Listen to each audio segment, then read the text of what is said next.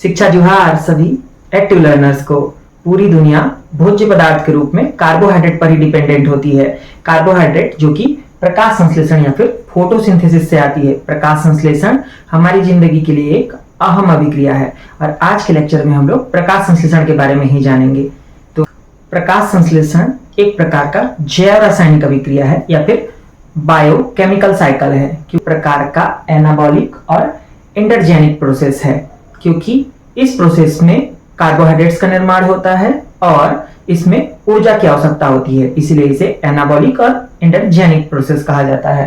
पर इसमें प्रकाश संश्लेषण में मुख्यतया प्रकाश ऊर्जा को केमिकल एनर्जी में या फिर फोटो एनर्जी को रासायनिक ऊर्जा में बदला जाता है।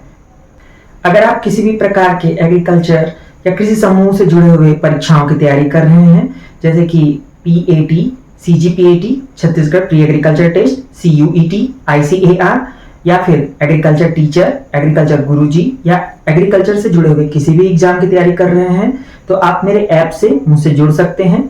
मुझसे जुड़ने के लिए आप नीचे दिए गए इस नंबर पर मुझे मैसेज कर सकते हैं या फिर चाहें तो ऐप का लिंक नीचे डिस्क्रिप्शन बॉक्स में है, इसे डायरेक्ट डाउनलोड कर सकते हैं या फिर इस क्यूआर कोड को स्कैन करके मेरा ऐप डाउनलोड कर सकते हैं। मुझसे जुड़िए और आपके एग्रीकल्चर की जर्नी को आसान बनाइए।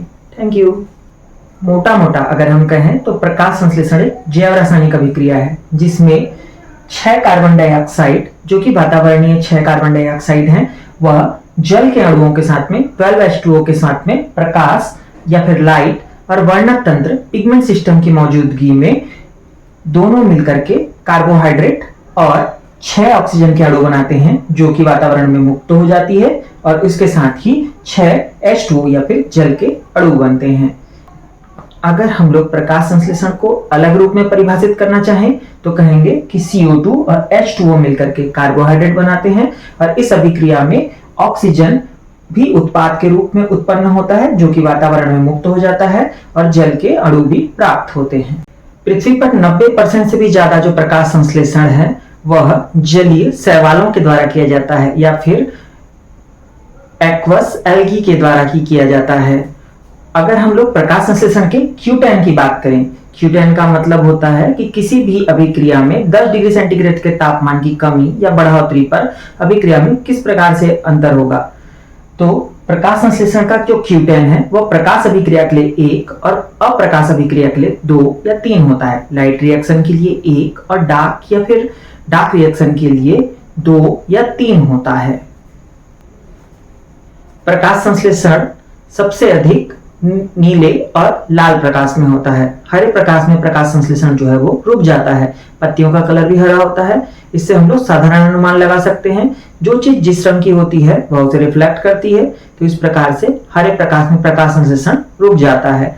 अगर हम लोग सफेद प्रकाश की बात करें तो प्रकाश संश्लेषण इसमें ऑप्टिमम या फिर सबसे अच्छे तरीके से होता है। अगर आप प्रकाश संश्लेषण या फोटोसिंथेसिस के विषय वस्तुओं के बारे में जानना चाहें या टॉपिक्स के बारे में जानना चाहें, आप अगर 12वीं क्लास पढ़ते हैं, इंटरमीडिएट लेवल के हैं या आप किसी कंपटीशन एग्जाम की तैयारी कर रहे हैं, तो भी आपको इन्हीं विषय वस्तुओं को देखना चाहिए।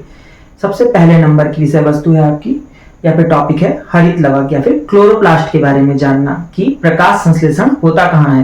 प्रकाश संश्लेषण मुख्यतया हरी पत्तियों के क्लोरोप्लास्ट में होता है। इसके बाद में वर्णक सिस्टम के बारे में कि कौन कौन से वर्णक हैं जो प्रकाश संश्लेषण में कार्य करते हैं।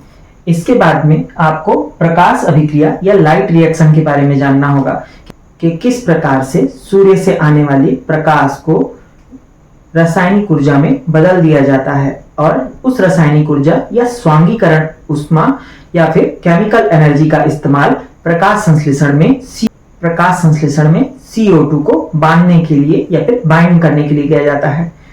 अगला नंबर का जो टॉपिक है वह है अप्रकाश अभिक्रिया या फिर डार्क रिएक्शन। डार्क रिएक्शन को आप लोग केल्विन साइकिल या C3 साइकिल के नाम से भी जानते हैं।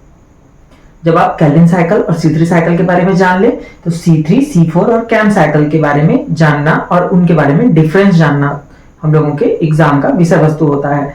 इसके बाद में आप लोगों को प्रकाश शोषण या फिर C2 साइकिल के बारे में जानना होता है। तो यह है प्रकाश संश्लेषण के टोटल टॉपिक्स जिस पर आपको डिस्कस करना है। तो ये हैं प्रकाश संश्लेषण के टोटल टॉपिक्स जिन्हें हमें आगे की वीडियोस में देखना है। इस वीडियो में हम सिर्फ क्लोरोप्लास्ट के बारे में जानेंगे और इस सीरीज की अगली वीडियोस में इन सभी टॉपिकों के बारे में हम लोग एक एक करके डिस्कस करेंगे। अब बात करें क्लोरोप्लास्ट के स्ट्रक्चर की, तो क्लोरोप्लास्ट या फिर हरित लवक कई प्रकार के होते हैं। इनमें से ही एक है क्लोरोप्लास्ट। जब हम सेल बायोलॉजी पढ़ेंगे तो सेल बायोलॉजी में भी लवकों के बारे में जान जाएंगे। जो क्लोरोप्लास्ट होता है वह एक दोहरी झिल्ली से घिरी हुई संरचना होती है। मेनली क्लोरोप्लास्ट एक थैले की तरह होता है और सेल का सबसे बड़ा ऑर्गेनेल या फिर सेल का सबसे बड़ा उपांग होता है। क्लोरोप्लास्ट में मुख्य स्ट्रक्चर जो है यह रोटी के समान ये जो स्ट्रक्चर है उसे ग्रेना थैलेकॉइड कहते हैं और इन ग्रेना को जोड़ने के लिए जो ये डंडे की तरह संरचना होती है उन्हें स्ट्रेमा थैलेकॉइड कहते हैं।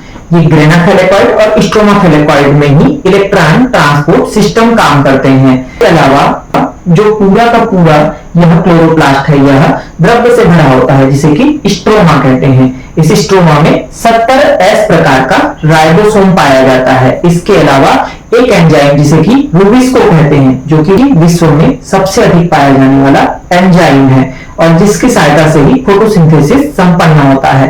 तो ये है क्लोरोप्लास्ट का structure, grana thylakoid, stroma thylakoid, stroma circular DNA, 70S प्रकार का राइबोसोम और रूबिस्को एंजाइम।